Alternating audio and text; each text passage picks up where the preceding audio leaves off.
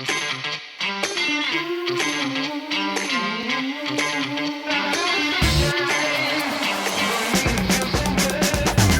folks, welcome to episode 55 of the Mile 20 podcast where epic shit happens. I am Laura and I am here with my bestie, Lori.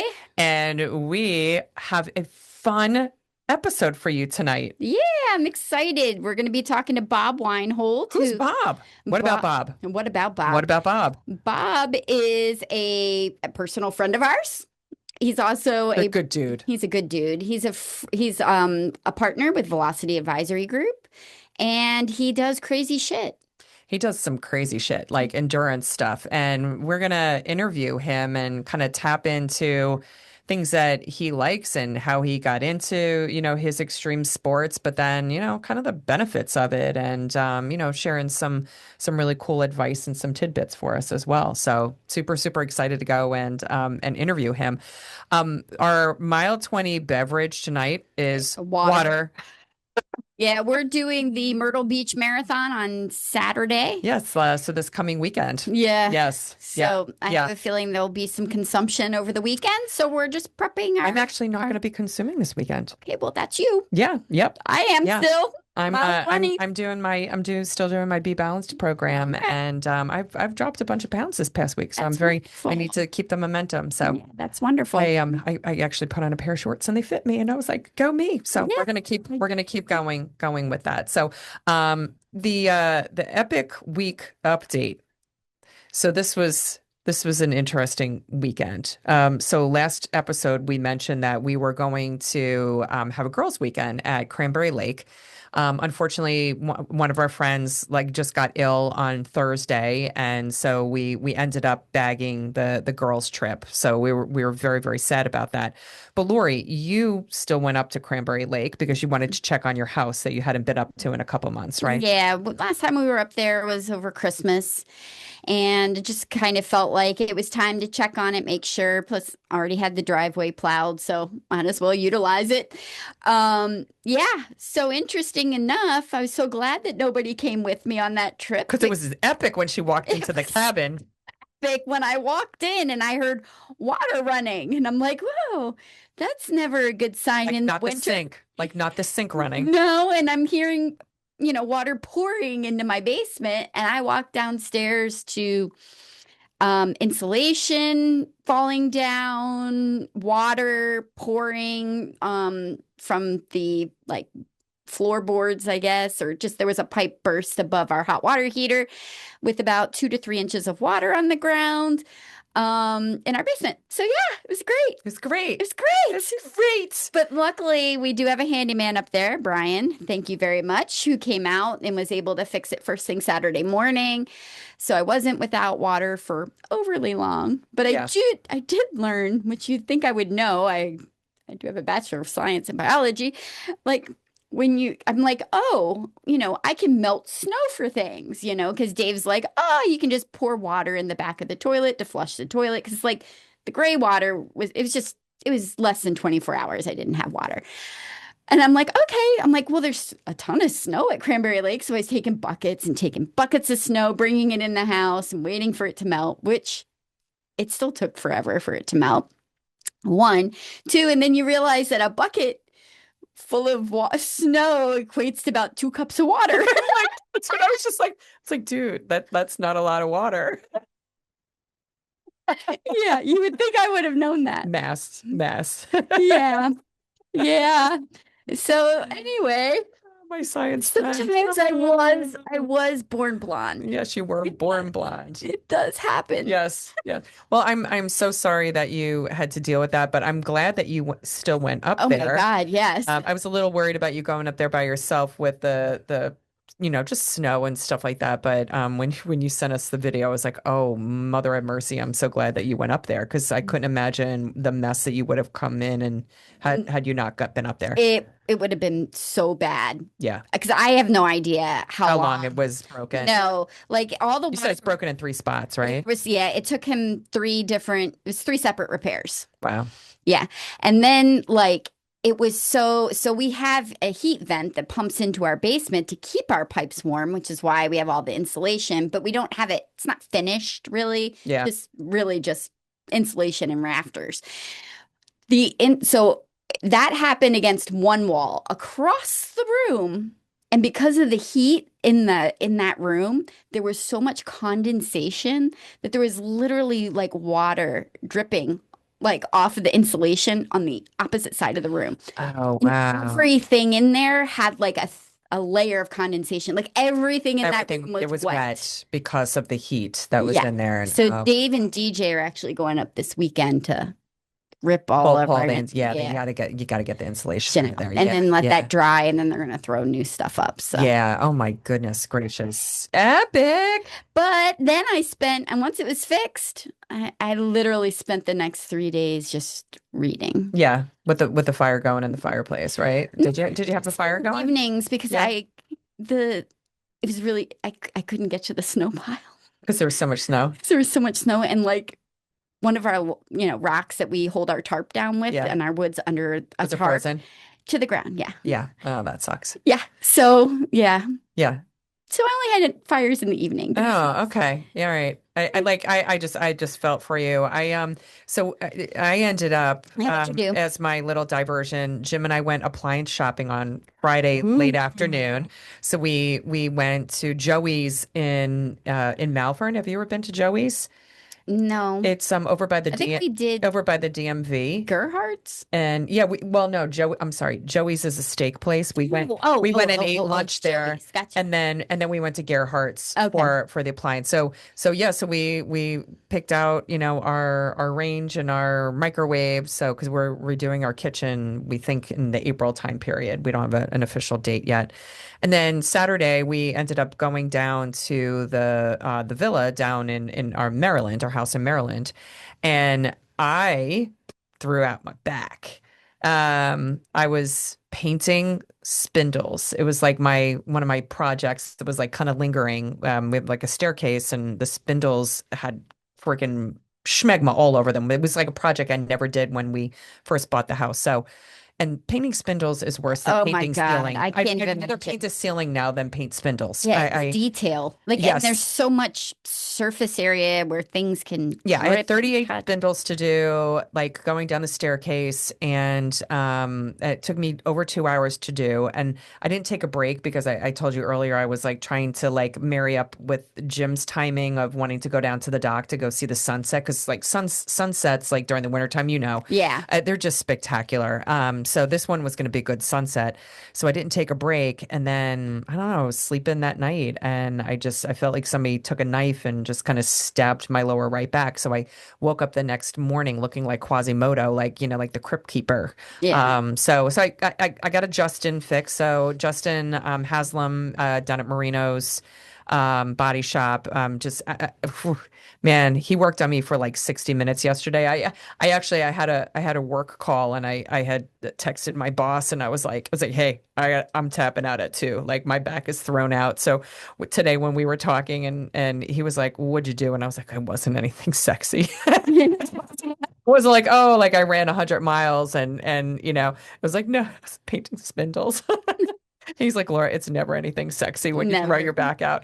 No. So, but when we got home on Sunday, I had already coordinated with my parents to go over to their house. I had bought like an eye of the round and some veggies and stuff, and we're gonna do dinner with mom and dad. And so we still went over there, even though my back was all jacked up, and I felt bad because then my mom kept saying, "Oh, I'm so sorry, you don't feel good." Yeah. So I probably should have stayed home, but it was nice seeing them and visiting with them. And so yeah, so that was my epic weekend. So I'm fixed enough right now where I think I can do a short run tomorrow morning, and we'll test it out and see how it feels. Fun this weekend. Yeah, that's what I'm.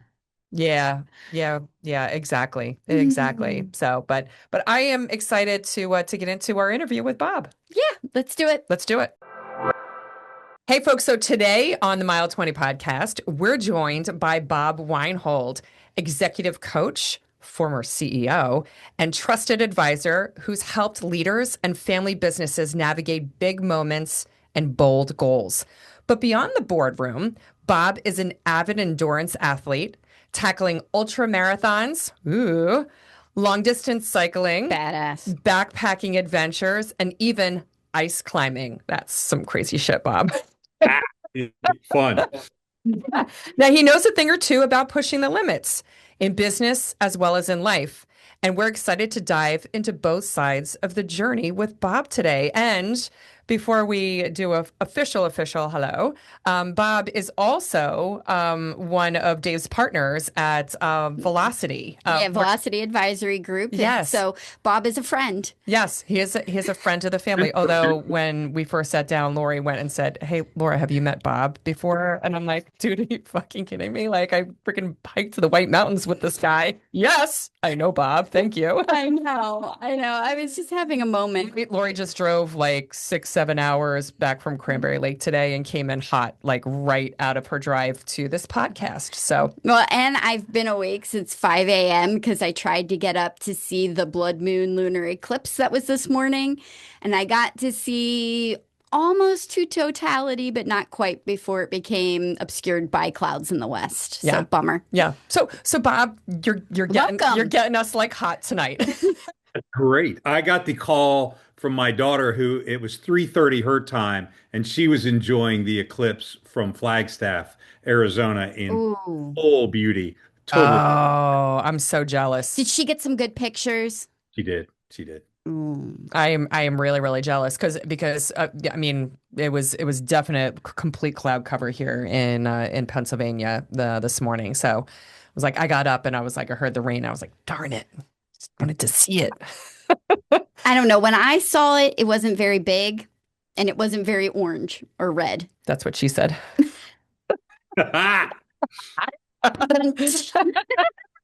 It's going to be a punchy night. Yeah. All right, Bob. You know, when you talked about long distance, I can still remember the time. What were you training for? Bob lives about an hour from our house. And there was a few years ago, Bob, you rode your bike from Doylestown to Chester Springs. It, What on earth? Was that oh, just for fun? it was COVID and there were less people on the road. So I got to go a more direct route. And I hadn't seen your husband, Dave, in a little while. So I rode over. He met me at the front of the neighborhood. I turned around and came back. And that was like 105 or 110 miles. Just casually. It was a That's awesome. Saturday. She kept talking about this and I was like, dude, that's a really long distance. The craziest part is I ran 100 miles before I ever rode 100 miles. Yes. So tell us about that. Well, my history into running is a kind of a nostalgic one. I spent a number of years in Atlanta, and that's where I met my wife. And her father used to cheer everyone on the Peachtree Road Race every year. And unfortunately, 6 months before our wedding, he was cheering people on and had a massive heart attack, and it went on later to pass. So it was a Oh, really challenging time for us in life. But I decided that I would start running and run in honor of him. So I started running the Peachtree Road Race. His name was Al, and I had this shirt that said "Remembering You," big A and L, always. And so I did that and started my running for him to honor him at Peachtree. And I ran 13 years in a row in Peachtree, and I met a great guy down in Atlanta who started to run ultra marathons. And so I thought, wow, that's an interesting thing, and you're crazy. Then I moved north to Philly and I started running and I ran my first marathon and had a good time and qualified for Boston. And I sent my entry in too late and the Oh. uh, I got denied. Oh. Angry at the running gods, whoever they are. I was angry at them. And so I said, I'll show you. rightfully so. Yeah. Rightfully so. Yeah. Got into Boston. I made qualifier on my first marathon. And anyway, so I said, I'm mad at the running gods. I'll show you. I've run one marathon. I'll go run a 50 miler in the mountains. That seemed like a good idea. So which 50 miles in the mountains did you run? Belmonte. It's a, February race down like in winter, down near Charlottesville, Virginia. Okay. Great Oh, part of the wow. country. And it kicked my ass. And I actually did pretty well in it. And I said, I'm bit by ultras forever. It was just an incredible experience. And So and are most of the ultras that you've run, Bob, have they all been like a like predominantly trail all running? trail and I Okay. love elevation and mountains. And Oh, so I wow. used to race all over the US and even over in Europe. And I will never do a flat ultra Now, ever. are you still is it called Ultra. ultraing? The last formal race I did was about 5 years ago. Okay. I crewed my and paced my friend last summer at Bighorn and did 30 miles there and Oh, wow. Red Rock. And so he's trying to suck me back in, but I have not. I train and run, but I haven't raced in a while. So I have a question. So I also know Dave and I knew Bob and Kimberly also when we both lived in Ocala together back in the day. So did you run in Ocala as well, or did you I, skip I over your Ocala chapter with running? No, I ran a little bit in Ocala. We'd moved down there and I was running with a running group in Ocala, but it was like 3 miles or 5 miles, not stupid miles. Yeah. I mean that's a big jump, like going from like one running, and congratulations for getting a BQ because that's like I'm not Yes. worthy, I'm not worthy, I'm not worthy. Your first On your marathon. first marathon. I can't even imagine. But like the jump to go from a marathon to then an ultra, and how long how I mean, because ultras are they all the same distance or are they different distances? Over a marathon is considered an ultra. So a Okay. 50K, anything or 30 miles, anything over the standard 26 is considered an ultra. And I've run 600s. I've run about 20 in the 50 to 80 mile range. Okay.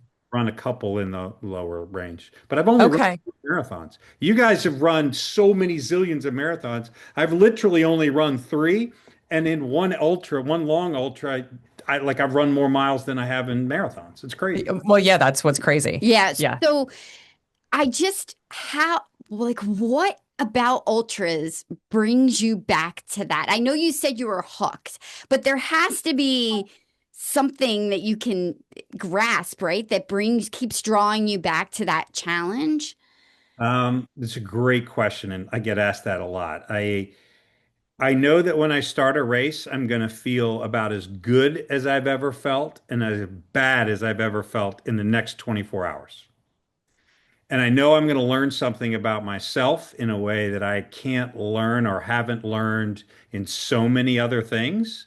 And the difference between even something like a 50 or a 50 mile or 12-hour race when you're going through the daylight, that's very different than when I'm on the backside of a mountain in the wilderness and I haven't seen anyone for 2 or 3 hours and I'm questioning my sanity, my faith, every decision I've ever made in life and still kind of trudging ahead. And I love what I learn about myself in that process. Make no word, no, there's no qualms. It's not all fun and pain free. They hurt a lot and a lot for a long time. But the learning that I get from ultras, from ice climbing, from alpine mountaineering, all that stuff, I learn more in the backcountry than I can in life and in the business world that's routine.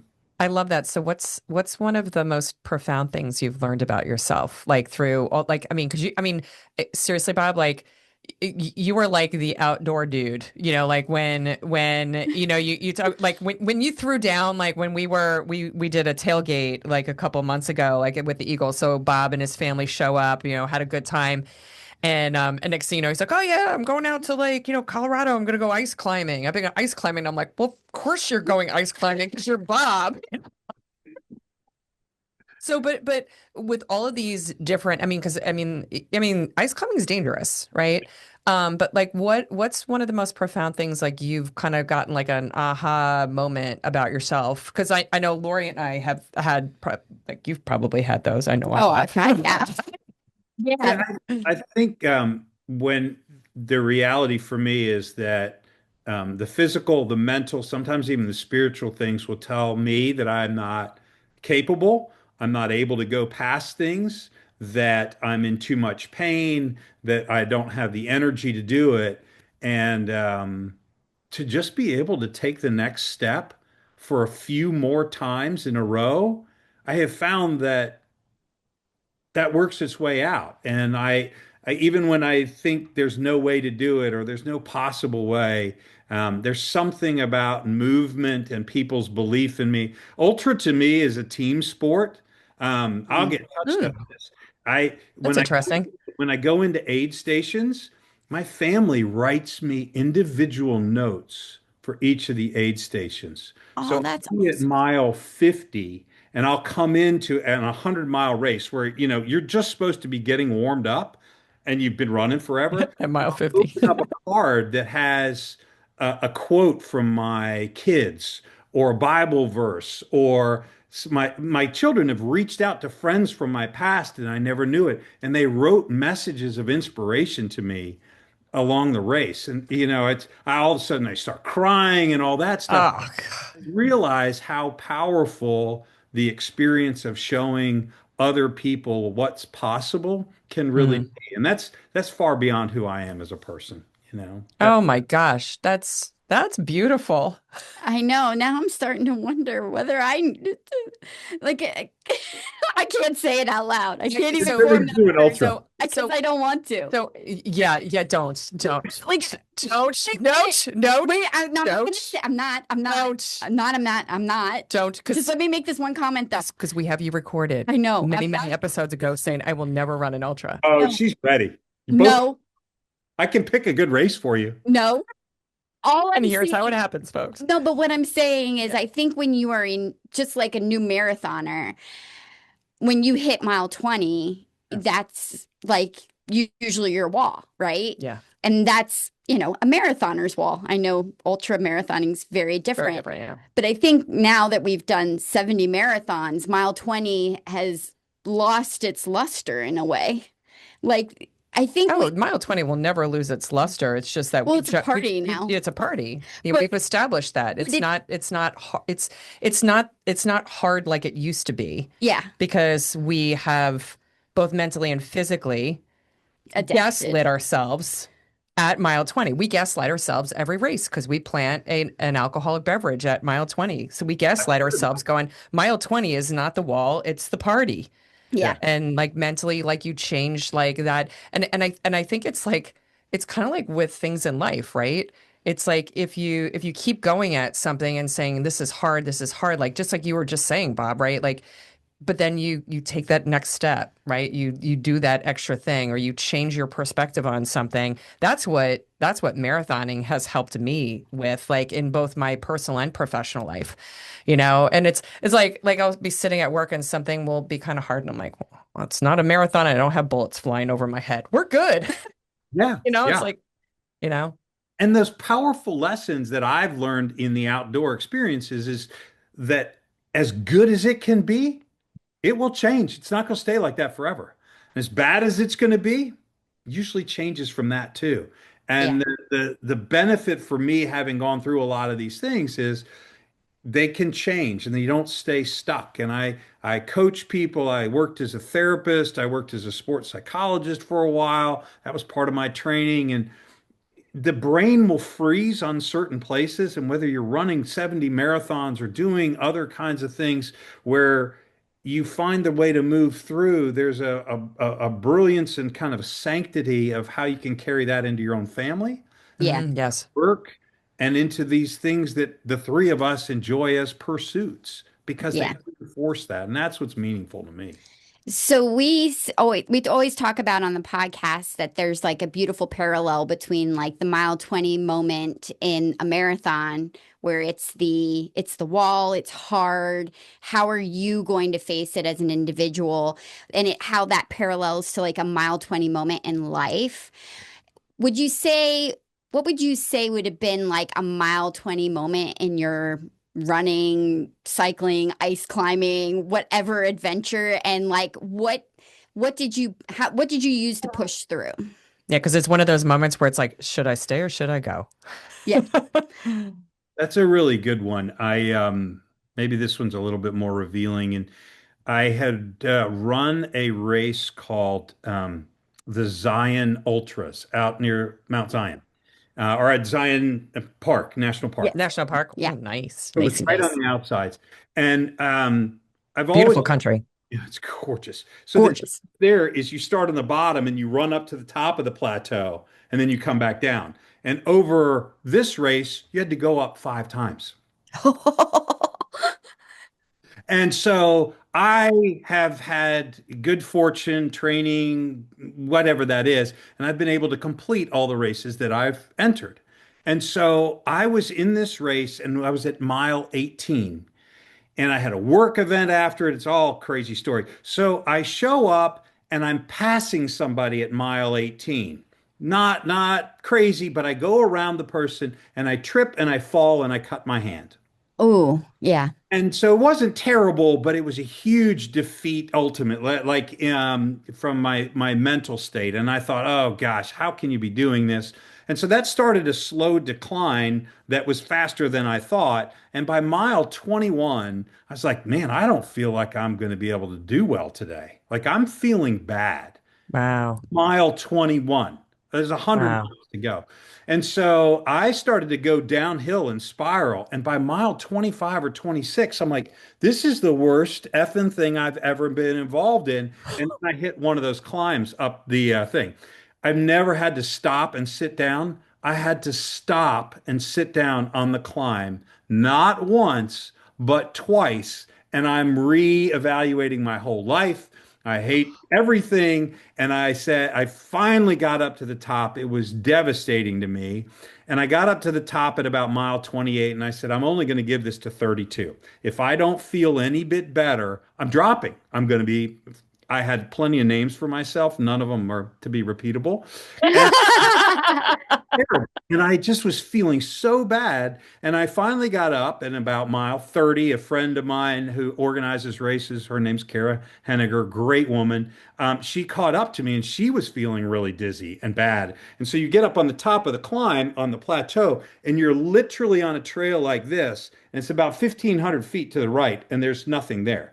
And so she was a little wobbly, and I'm like, why don't you go to the inside? And I wasn't feeling great. She dropped over the next few miles, and I started to feel better. And by mile 33, I'd revived, and I never had a problem the rest of the race and ran strong the whole way. And so that kind of moment was, gosh, you could feel really, really bad, but I didn't allow that to condemn the rest of the outcome. And I found a way to get through everything and be pretty reasonable with it. But it was such a surprising thing so early on, and it had never happened for me ever before. Wow. Do you think the interaction with your friend Kara helped to like kind of create a mental distraction for yourself and like take the focus off of you and a little bit of focus on her? Laura, it's a great question. And I think it is, and it Yeah. did. But what I have found is that despite having to run for 24 or 30 hours, the body is actually capable of doing a lot of that. A whole lot of it has to do with nutrition, Yeah. sugar, salts. And if Yeah. once I finally started to get some of that stuff back in, it gave my brain enough chance to turn around. And I kept plodding on, walking on, moving on, and rebounded well. So Wow. times in life where I think we think everything's coming down on us, and maybe if we eat a little different, change temperatures, talk to somebody, we can get through a whole lot of shit that heads our way. Oh, I totally. So I have to share this one moment. Lori and I were running in a race out in Deadwood. Beautiful scenery, absolutely spectacular. And what I didn't account for, didn't look at the race elevation, was that the entire first half of the race was like up. A 3% rail What, trail yes, going up just for 13 miles. for 13 miles. And at about mile 7, so I just started kind of melting down. And at that point in time, I don't even know how many races, like we had run a lot of races together. And so I started running when after my brother passed away. So just like you were running for like your father-in-law, I was running for my brother. So every race I wear his picture on my back. Now his name is Ned, and Lori has never met Ned, but Lori knows Ned. Yeah. Lori knows Ned like, I'm you pretty know, sure Ned set this up. yeah. Anyway, Yes. this is his making. And so at some point in time at mile 7, Lori takes her hand and she's like, I have to go and take a rock out of my shoe or adjust my whatever. And she puts her hand over my back, over Ned's picture, and she's like, "You and Ned need to go and have a conversation and figure out what you got going on right now." And so I had a lot of choice names for myself as well that I'm not going to repeat, right? I think I sounded like I had Tourette's and I was like yelling them out loud at myself, right? I walked away, I was crying, like, and I'm not a super emotional No, person, no, it like was at a all. very odd moment. And so I got my crap back together and we did some intervaling, but it's like one of those things where it was a combination of like a little bit of hard, core friend intervention, but then like okay, what are you doing? Because I'm like, you never want to come back here to run. Like, We're gonna go back there I know to we're gonna go back there to run. But I never thought I was going to do the 50 states again. So it was one of those things where it's like, whether it's like in an emotion or just some physical, like just barrier, for you, I mean, both mental and physical, right? And it's just like there are different things that can go and like, kind of keep us down or, turn us around. I think the internal monologue that goes on in your own head is so stinking important. Like, I can remember every time when I was first running, like seeing a hill, oh God, here's another hill, and whatever, and trying to, this is so hard. Well, because in my head, it was a hill, so it was going to be hard. Well, yeah, hills are hard. So I started sarcastically at first going, I love hills. I love hills. I love hills. Hills are great. I actually kind of like hills now. Like it's just weird how like if you can just start, even if it's sarcastic, like a monologue with yourself in your head, changing your opinions or your thoughts to the opposite of what you think is going to be hard or that you're gonna dislike. It's amazing how you can change your perspective on it. It's really fascinating. And I take that over to the work world. My background is in psychology and training in that way. When you think sitting down and not moving, your brain processes information differently than when you're moving because part of the brain has to continue the stimulation. And so I had an old boss, I was actually just texting with him tonight, great guy. And he would say to me things like, he had to give me some hard news when I was a CEO and he kind of come down on me, go, Bob, I need you to put your armor on. And I knew it was coming. And Oh, he knew that he could deliver something very direct. But we had an understanding that I would have to take it on a run the next morning. So I wouldn't respond back to this kind of very important stuff, but I could hear it. And then I go out the next morning. So I process it. So it goes back to how do we Mm. think when we're moving? I'm not a person that listens to music or has headphones in when I run. It's a very scary place above my head or above my shoulders and between my ears. But that's where I do my best thinking. I love that. I would think that you are so connected to what's going on in your head because you spend so much time in the outdoors. Because there's something about backcountry experiences when you're deep in nature, that just things calm and then become clear. The clarity and the calm. It's amazing. It's fascinating. And when I was really training and racing a lot for ultras, I got to the point where I could feel my body switch its fuel source between carbohydrates, between protein. I knew when my sodium levels were low. I knew when my sugars needed to go up. So it was like flying an airplane or a spaceship, and you could have all those dials. It was really fascinating. It's funny. I had shared like what 2 or 3 episodes ago. I have to get some nasal surgery done. I have an issue with my nose, but my doctor, he's also a runner, and he actually was like, because I was like, yeah, dude, like. I'm just so honed in on like having like breathing issues right now on the right side of my nose. And he's like, that's the downside of being a runner is that runners are so in tune, like just athletes in general, like, endurance athletes, we're so in tune with our bodies in terms of like, what makes us go and what makes us, kind of, start to deplete. And so he's like, yeah, you kind of need to breathe through both sides of your nose. Absolutely. It's only kind of important. So Bob, how did you get into backpacking and like, like, Being the just be outdoorsy the man out, you yeah, are. being in the outdoors. Was it always something that you were attracted to as a kid? Did you kind of come into Were you it? a Boy Scout? Yeah, were you a Boy Scout? Great questions. I did not, my parents are not athletic or active. So that was not something that they did. I like your son, Lori, was a swimmer. Yeah. I was very active swimming and water polo, but the outdoors really came to me much later in life. As a parent, I chose that when each of my children turned 10, that we would do a father-child adventure trip.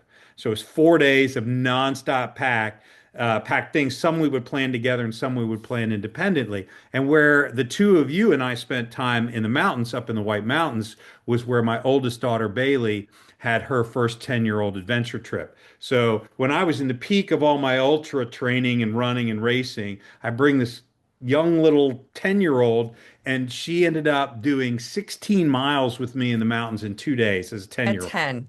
At 10. That's And awesome.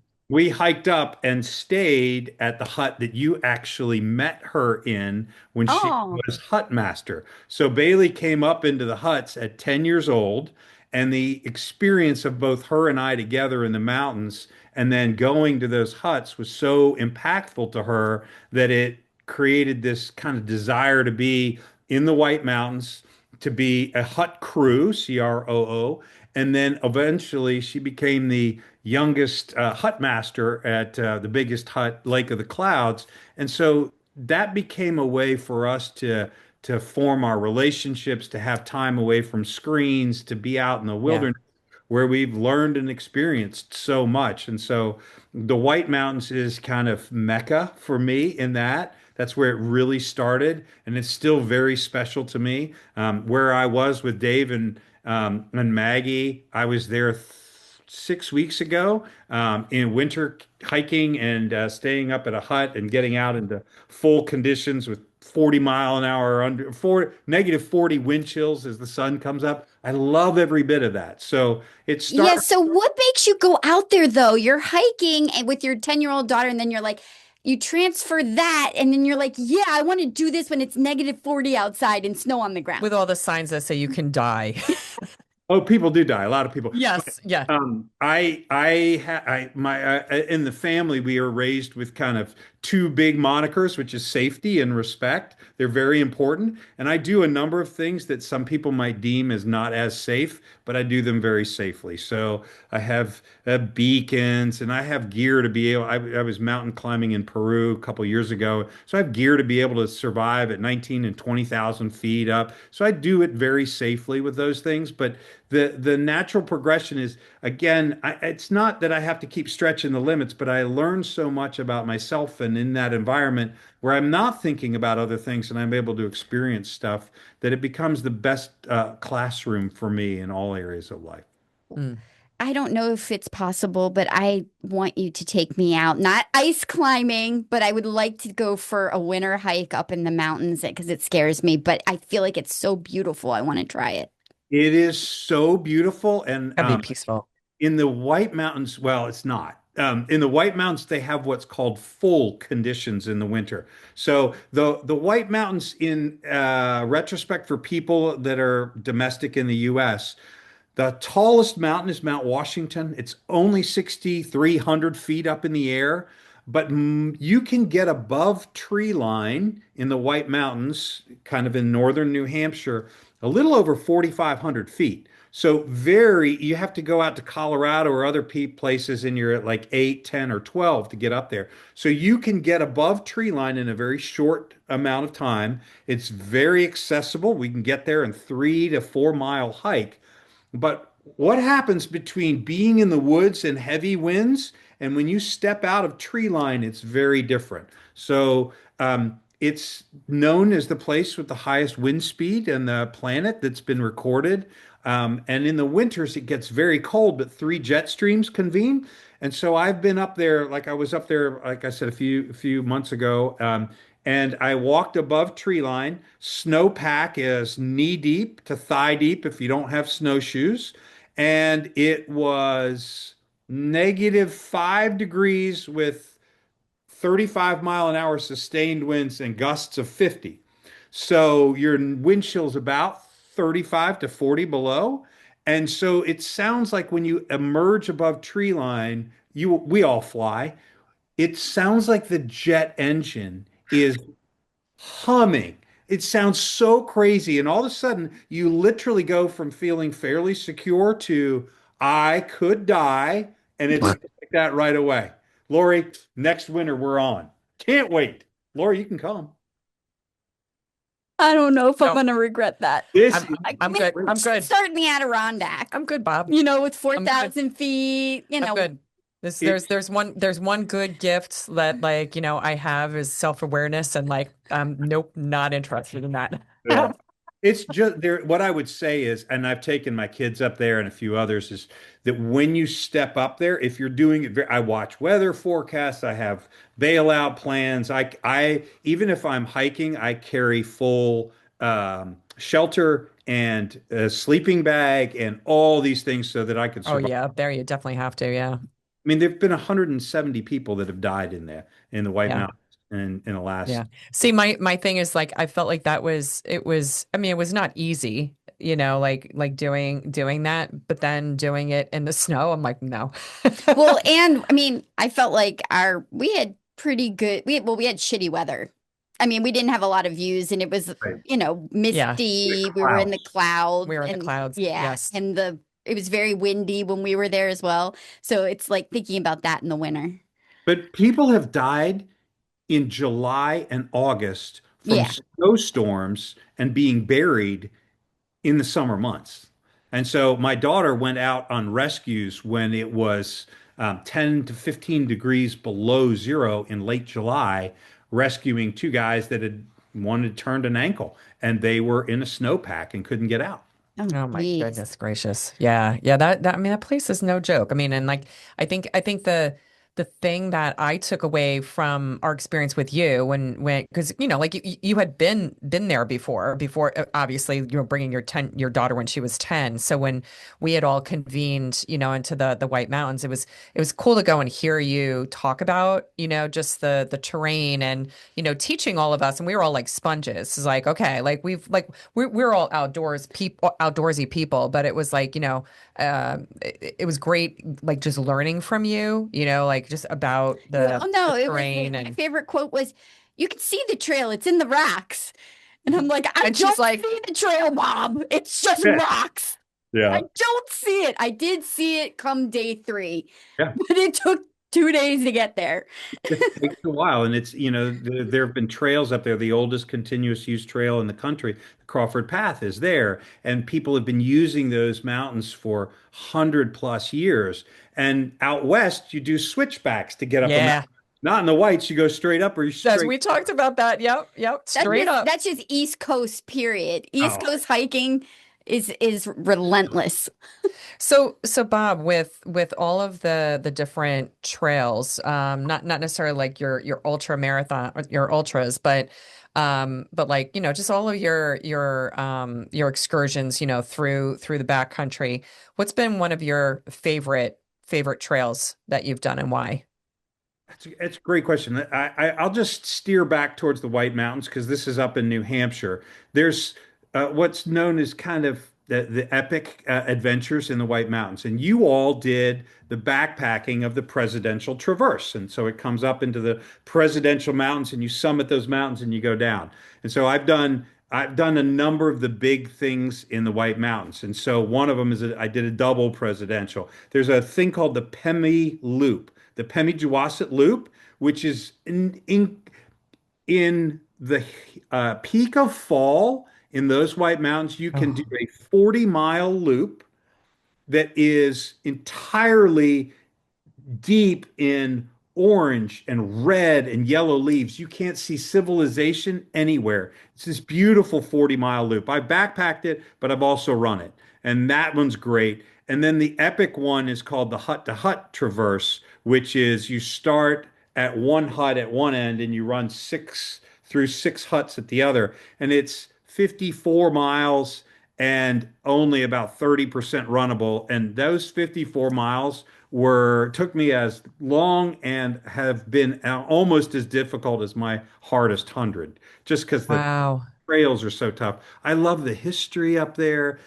If you go into the northern presidentials where you guys were on a good day or a bad day, it's just incredible. The scenery is incredible.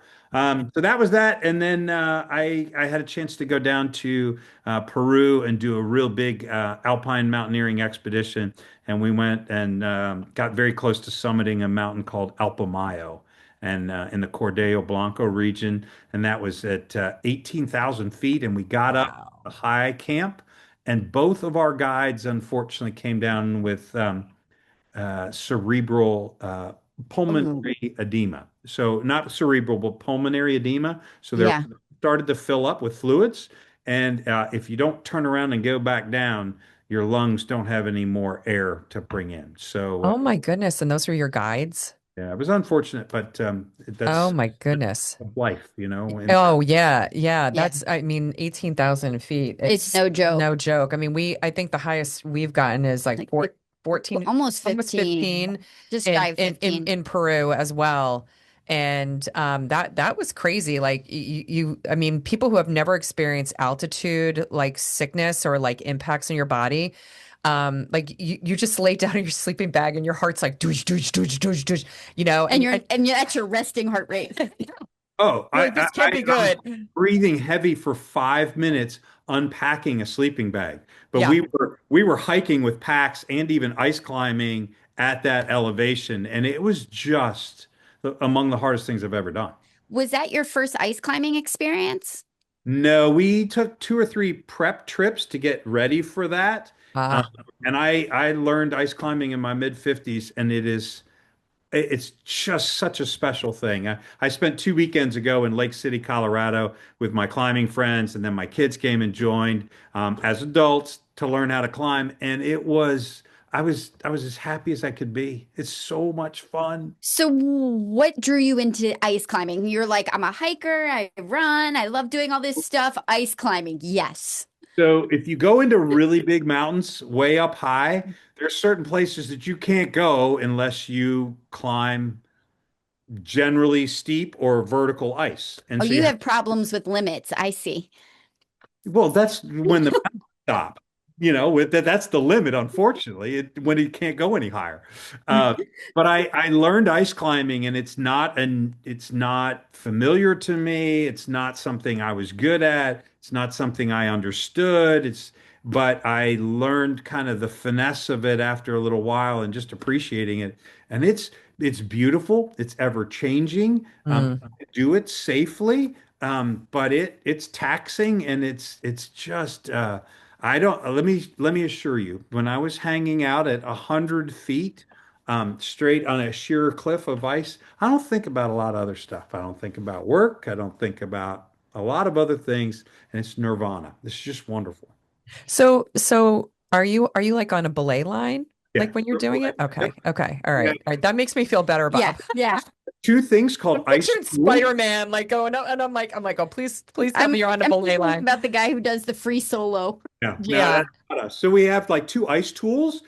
People think of ice axes. Ice axes you use when you hike. Ice tools you use when you climb vertical ice. And then you have crampons. And so you have 2 points that go straight into the ice. And then you have another 14 points under each. So if you think about it from a risk standpoint, you've only got like 36 or 38 points that could go into your skin and pierce a vessel, and you could die right there. But other than that, you don't have to worry about it. Yeah, that sounds, yeah, Yeah, yeah. yeah. So I'm seeing a trend here though, right? It's like, dabbled in like the race in Atlanta, then you got into the marathon, then it's like, oh, now I'm in ultras and ridiculous backpacking trips and so it's like it's like the next I don't want to say like the adrenaline thing or the push, right? To like challenge yourself like, like are you finding it hard because like you just mentioned, you got introduced to ice, ice climbing in your mid 50s, right? We're in our 50s. Do you find it like you got to make a conscious like decision that I can do this like I'm because you're a fit guy, right? So like I can do this even though I'm in my 50s, or does that even like hit your brain at this point in time? Like, that you're in your mid 50s and you're like, okay, like the body doesn't function like it did when I was like in my 20s, but like I got to compensate a little differently. I got to be smart about it. That's a deep question. So many levels. I have chosen not to stay in a particular area of active interest for too long because I've Yeah, changed because I learn different things and I find it important for Bob to put myself in places that I'm not good and I need to learn rather got than it. Mm. places that are just proficient. It's not something that I do easily. It's hard for me to do that, but that's where I learn the most. I And so love that. that's why I've chosen to do that. And the crazy part is, I was just in a conversation with somebody about kind of bodies and function and all this kind of stuff when I went to train for the big alpine climbing. That was a 2 or 3 year project. But the demands there, I actually was in as good, if not better, physical condition in the last few years than I was when I was a Division 1 water polo player and swimmer. Because I got really disciplined and the training was obscene level, but the body in the mid 50s was as good as it was in the 20s. And so this junk that people say that you can't do it when you're older, Yeah. things fall apart, horseshit is what I have to say. Yeah. But I think you also have taken care of yourself through the Yeah. years. And I think, Every day. yeah, Yeah. I think that some people, like, if you're not active and you're Yeah. not participating or taking care of yourself now, it doesn't get easier as you get older. Like, you have to take the bull by the horns and start at as young as you can to maintain when you're later in life, I feel. You're great to call me out on that. And that's one of the things that I've said to my kids because they often ask. And I said, I couldn't jump into doing what I do now if I were not having done what I've done for the past many decades. Like, Yeah. yeah, there is a cumulative effect. And my energy is usually pretty high all the time. Well, there's something about swimmers, though. I don't know.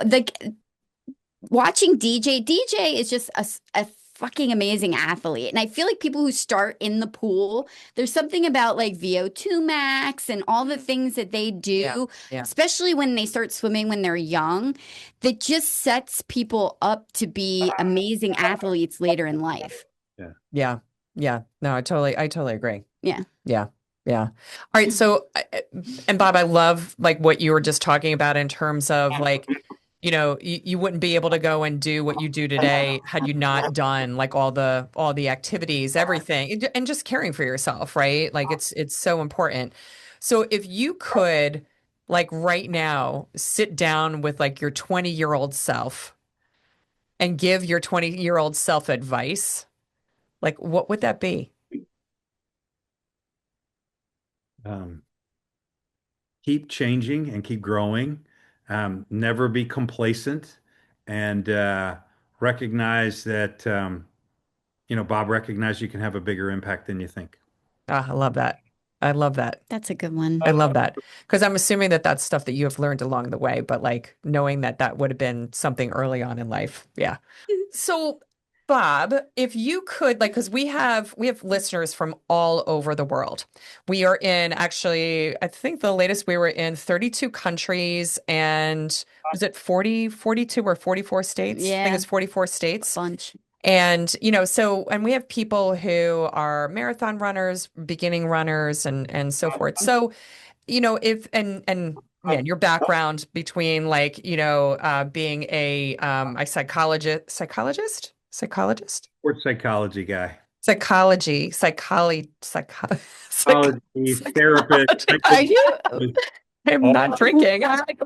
We are having an evening.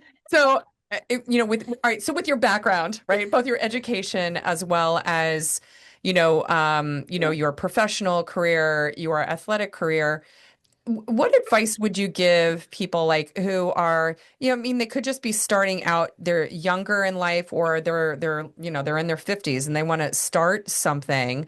Obviously they're not going to dive into stuff like you're doing or even like us like right away, right? Because there's like a tremendous amount of training and build up. But what advice would you give people like just in terms of like staying active and, like and using your experience of like finding the stuff that you like to do, because obviously you have a lot of things that like, you've been into, but like, how does somebody start, like just trying to find their own path? This may be an odd answer. Walk more. Find places and ways where you can walk to things. Yeah. I love that. I started walking to church on Sundays, and it's a 6 mile round trip for me, but I walk it all year, whether it's in the snow or the rain or the heat. That just is a way to kind of meditate and ground me, but it builds fitness. Be around other people that are doing a variety of different things. I got interested in ultras because I started running with a guy who liked ultras. And introduced my best friend. He and I actually met in Doylestown running in the morning at 5 o'clock in the morning when I first moved to town. We never connected for another year, found that we'd run the Philly half together and our time was about the same. And that started this 15-year long relationship where we started running Wow. together. And we prayed together, ran together, solved business problems. He now is on the extreme end. He's running a 240-mile continuous race in a few What? 9 marathons in a row. Dude's crazy.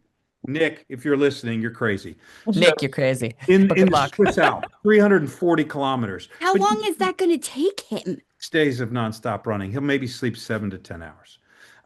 So put yourself around other people that know and understand things. I learned cycling because I got off the running and a couple guys said, "Why don't you come ride a bike with us?"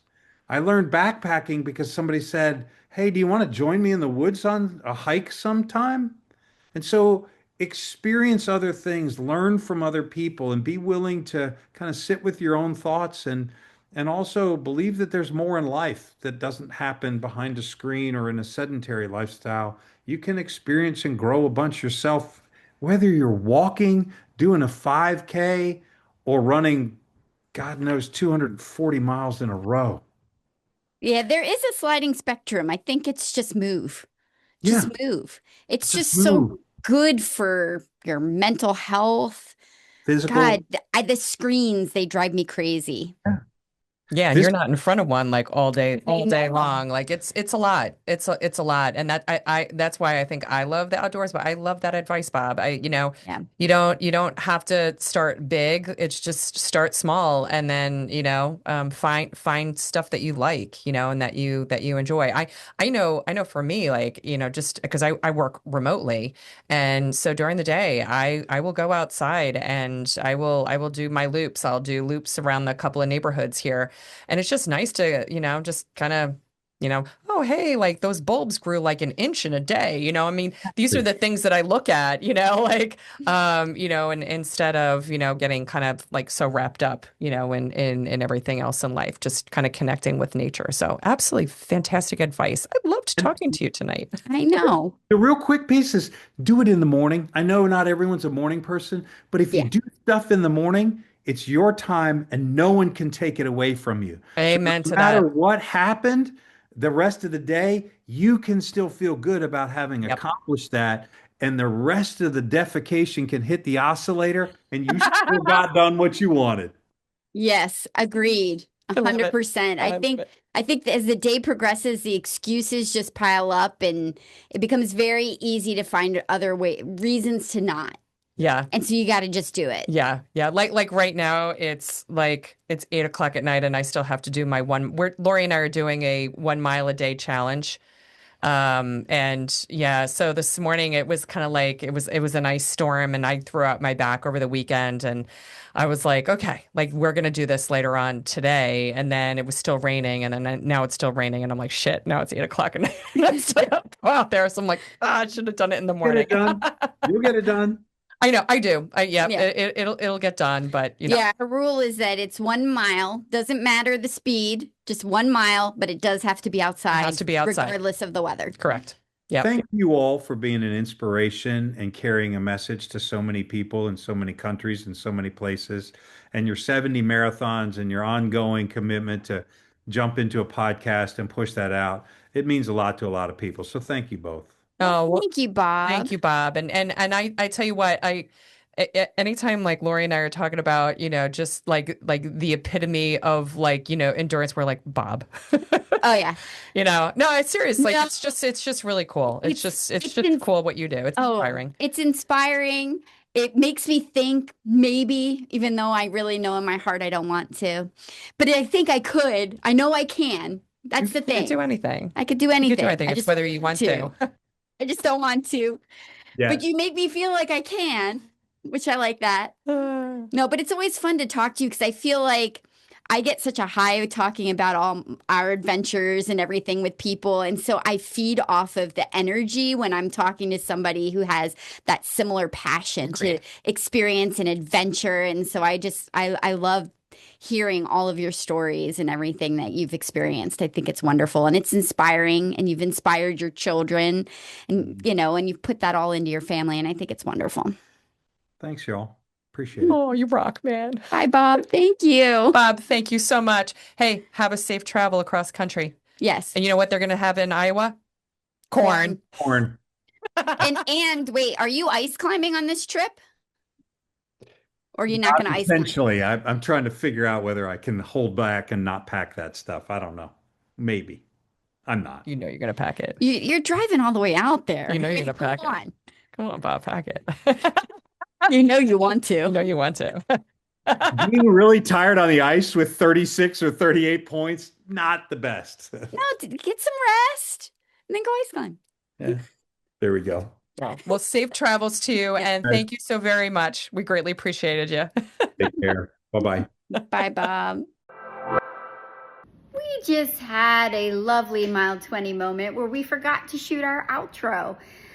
We want to thank everybody for listening in today. Please take a moment and follow us at Mile 20 Podcast on Instagram and on Facebook. Like us, subscribe on YouTube, and you can stream us anywhere you stream your podcasts. Next week, we will be talking about the Myrtle Beach Marathon that Laura and I will be running on Saturday. So excited to get down to Myrtle Beach. Thank you for listening. Now go make Mile 20 your bitch. Peace out.